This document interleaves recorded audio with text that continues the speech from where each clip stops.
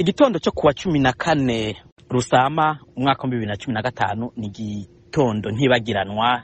Haraciye imyaka 10 iradiyo twakorera, iradiyo y'abanyagihugu bakunda, iradiyo abanyagihugu bumviriza ituriwe, irasha iratokombera.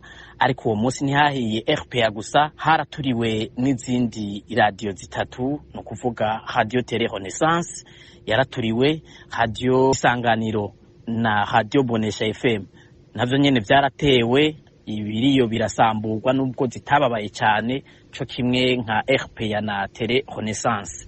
Rero igitero cyabaye ngumye nko kuri RPA cyane, ni igitero cyabaye mugabo cyari cyarateguwe imbere, kubera ko igenekezo rya 13 Rusama umwaka wa 2015 igihe hageragezwa irikwa ry'ubutegetsi mu Burundi, isa nuko yabaye impamvu bikitse inyuma abari bafise umugambi wo guturira RPA, kuko amakuru yuko iradiyo agomba guturirwa twari tuyafise. Hari haciye indwi zitatu mbere tumenyesheje yuko uwo mugambi tuwuzi, kuko abavyibuka gihe hatangura imyiyerekano kwa 2026 ndamukiza umwaka wa 2015, hafi hagati y'isaha 4 n'isaha 6 haraje abashikiranganje baje barondera kugara bari kumwe n'intwaza ngabo mu gipolisi n'abakozi b'iperereza, ariko ntivyakunda ko bagenda bugaye.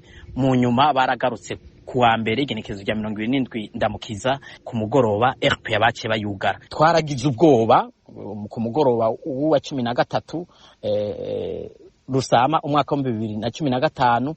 Mu nyuma turonka amakuru yuko Adolphe Nshimirimana ico gihe umuhisi Adolphe Nshimirimana n'abandi bayoboka nkuru nziza n'imbonera kure ko bariko barisuganya kugira ngo baze kugaba igitero kuri RPA. Mu nyuma nka jewe nihereye ko niho twamenya yuko bariko baraduhiga, abantu bagomba kutwica, hari abatwibiye akabanga.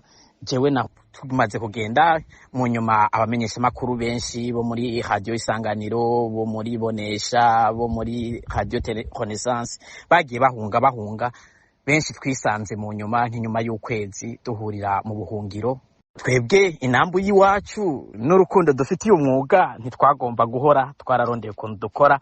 Nibaza yuko no munsi nyuma y'imyaka 10 nubwo tutararonka ubutungane umunsi umwe, ariko hari habakiriho bafisa ayo makuru y'umugambi wo guturira RPA. Abategetsi bose bo mu mugambi CNDD-FDD mu ntwaza ngabo n'abandi bafise uruhara mu guturira amaradiyo baheze bahanwe. Natwe abamenyesha makuru cyo kimwe n'amaradiyo twahuye n'ivyago dutunganirizwe.